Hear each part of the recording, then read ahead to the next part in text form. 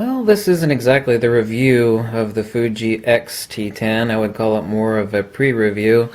It's going to have been a hectic day today. I did get my Fuji X-T10 in today. Even though I'm going to be using this almost exclusively with a Metabones adapter and my mountain of Nikkor lenses, I thought, for an extra $100, since it's on sale, even though it has a polymer plastic mount, that I would get the 16 to 50 kit lens. I don't know exactly what I'll do with it, but the images from it are rather exquisite, so certainly a lot better than I had expected. The Fuji X-T10 that I had been borrowing from one other person for over 2 weeks, I did not have this kit lens for use.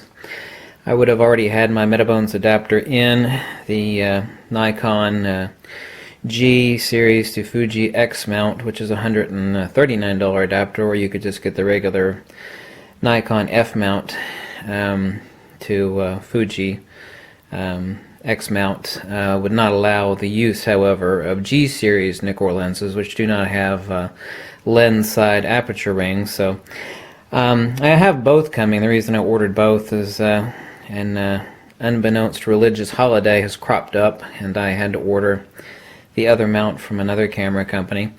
So I finally got mine in. However, this is something that Fuji should have included with the camera, but it's no real gripe. This is a soft release button. It's actually made out of cast aluminum. It's threaded and it screws right into the Fuji shutter release, which, by the way, is also like an old-time cable release, so that's rather fascinating. Kind of the easiest way to describe the Fuji X-T10 is I've grown used to it over the 2+ weeks I've had use of it. It is rather an exquisite little camera. Believe it or not, the actual eyepiece itself, even though it is smaller than the Fuji X-T1, is far better so, larger and more comfortable with the wider viewing area than even a Nikon D810 or even a Nikon $6,000 Nikon D4S. That's one of the first things I noticed when I had use of it a couple weeks ago, so I'm actually quite fond of that. The only real complaint that other people have had is that unless you got some long fingernails, the SD card sits back here, so you actually can stick your finger in there to release the SD card, but many people find that they'll actually have to release the battery before they can release the SD card. So that's where it mounts right there. Yeah, Fuji should have included a soft release. You can get these on eBay. They're actually made in China.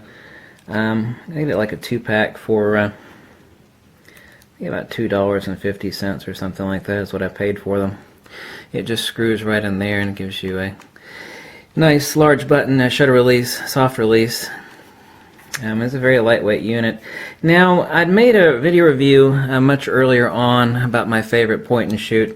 Now, it is a rather expensive point and shoot. That's the Sony DSC RX100 Mark III. The Mark IV is out currently, but the Mark III still sells for about $650. The Fuji X-T10 sells for $700. It's on sale right now. And even though that's really one of the highest rated point and shoots basically come around the block for 10 years, it has a lot of limitations. I mean, it's just a stereotypical phony camera. I mean, it is a well-built point and shoot camera, but I thought, why am I even holding on to this thing? I've got a couple other point and shoots, and including the one I'm using to film this video on. So I actually got rid of it, not to pay for this thing, but obviously folded up, the Sony DSC RX100 Mark III folded up is a lot smaller than this, of course, due to the lens. I couldn't rationalize it. I mean, this is, the perfect melding. This is to all my Nikon DSLRs, of which I have far too many, that is the perfect automobile or the perfect SUV. I really needed a backwoods camera, a back trail motorcycle, if you will, and the little point and shoots are just too slow and too crappy. And even that expensive Sony, as highly rated as it is, it just has far too many countless shortcomings in compared to the Fuji X-T10. For what this is, I think it's actually extremely underpriced. And the one thing that pisses me off about this camera, as I said in a prior video, is not anything to do with the camera with Fuji, is that the other reviews of the Fuji X-T10 have been incredibly, well, not incredibly so, but they've been overtly harsh. And they're comparing it to the Fuji X-T1. You know, but for God's sakes, it's twice the money. The sensor's the same, the processor's the same. Is it missing a few dials? Yes, but I mean, is it anything that gets in the way of speed shooting or ease of use? No. The SD card slot is positioned in a more ergonomic place on the side of the camera instead of in the battery compartment. Is that a big deal? For $700 more, I hardly think it's worth. I hardly think it's worth it. This is the little brother to the Fuji X-T1, and the price on it is rather exquisite. It is extremely lightweight, and I got rid of my phony DSC RX100 Mark III, even though I'd used it quite a bit. It's just no comparison to this unit, and with a simple Metabones adapter, I can use all my Nikkor lenses with it. I've already been using that, but I had to buy one of my own, and then the place I ordered it from is undergoing a religious holiday that lasts until the middle of next week, so I had to order another one from another place. So I'll have two. Yeah, better viewfinder than any Nikon. The actual ease of use is incredible, which is a good thing, because the user manual that was written for this thing, someone at Fuji needs to have, needs to be slapped really hard with, I don't know, a baseball bat full of rusty nails, because the user manual for it is absolutely horrible. But good thing, it's incredibly intuitive like the Nikon is, so the usage of it is incredibly easy. Focus peaking on it is wonderful. Like I said, this isn't a real review. The real reviews are going to be coming the next day, so I'm just kind of totally exhausted today. I've been horrible weather here. But I wanted to show you the general overview and the look and well, this can't be impressions. I mean, I've already used the identical unit of Stefan's for 2 weeks, so the first one of my own. So I got a package deal on this for $10 more. I got a trunk load of all these sort of little cheesy things that I'm gonna give away to somebody. You know, a cheesy tripod, and it did come with a secondary battery pack, which I got a couple more on order actually, not of the aftermarket but of the genuine Fuji, but as long as they're lithiums it doesn't really make any difference. It doesn't matter whether it's a phony camera or a Fuji camera. We all know that mirrorless eat up batteries. Real ones are $48 from like B&H Photo. The aftermarket ones are just as good, as long as they're good Japanese made lithium cells inside. It's no big deal as long as they're not Chinese cells. And you can get them for like $24, but this is the size of the battery pack. It's incredibly small. The entire unit itself, top and bottom plate are magnesium chassis. It is incredibly robust. During my 2 weeks of use of the same, I actually found it to be incredibly pleasing and far more impressive than I thought. And I grew to love it. And like I said, it's not. I'm not switching. I'm not jumping ships. I'm not converting or I'm not switching religions. Another thing came in today too. Like I said, a couple days ago, 3 days ago, my Nikon fisheye was stolen. So this came in as well today from a Robert's camera. Hooray, Robert's camera! I got a replacement 16mm Nikkor fisheye today. So I got a brand new one of those to replace the stolen one that some schmuck had stolen from me. So the only thing I'd actually say, once you got this cheap little camera, which is right now on sale for $700, it's like a Metabones $100 adapter, a couple off-brand battery packs for 3, you know, for 24 bucks a piece. These really are, to me, I consider mandatory. A little soft release. They make really fancy ones and gold-plated ones, but who needs that crap? You can buy a 2-pack of these for like $2 off of eBay. Like I said, it screws in right here, and the standard shutter release is kind of small and nibbly. I think that's an English slang, but a bit nibbling isn't what they talk about. Something that's well, I don't want to say knob. We all know what a knob is.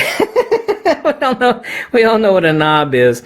Yeah, the American English connotation of knob and the British English connotation of knob are two different things.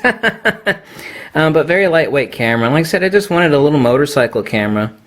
Pop-up flash is actually, people have bemoaned the pop-up flash. It is actually quite decent. I mean, it's not made for filling a room or doing studio shots. I mean, it's a tiny little flash.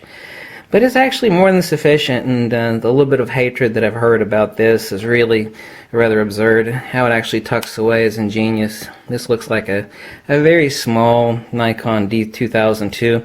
This is what Nikon actually should have come up with. Now, they would have had to incorporate a mirror box, so the front of it would have been a little bit larger. And they would have had to incorporate a pentaprism, so the top of it would have had to be a little larger. But the entire unit itself, ultimately in thickness and size, would not have had to have been much bigger than this, and Nikon should have done that. So other than the $2 soft release, and the one complaint that everybody seems to have is that, well, the SD card is a wee bit inaccessible. I mean, who gives a damn? Like I said, one thing that pisses me off is that the quasi-negative reviews, and it seems to comprise all of them about this camera, are not against the camera, but they're contrasting the $700 camera against the Fuji X-T10, which is twice as much money. But this is the same megapixels, the same processor, other than a slightly different configuration, a couple dials. I had, I could have easily have bought it, but, and I did test one for a day, and I found absolutely no need for it. Is it a superior camera with an all-magnesium chassis? Well, yeah, it is, but I'm not hammering nails with either one of these things. People say, well, this one isn't weather sealed. Well, I got news for you. When it comes to pervasive moisture infiltration versus invasive moisture or wetness infiltration, all cameras are susceptible. There's really no such thing as a weather sealed camera, because there's a lot of spots, even with the build of rubber gaskets or without the rubber gaskets, because with a lens mounted you actually have endless gaps around here for humidity to seep into the camera. So no camera is sealed against invasive humidity and bad weather infiltration. Just pervasive, like sprays and mists or whatnot where you're out in a rainstorm. So the weather sealing crap doesn't impress me a bit. They'll all kind of fail if you treat them really bad in bad weather, so that's what insurance is for. But for half as much money, this is really, and I have these both, this really is 90% as much camera. This kind of is the Fuji's version of the D7100. It's like, well, what are you getting with the Nikon D7100 for $650 that that you're missing out on versus the $3,000 Nikon D810? And the answer is really not much.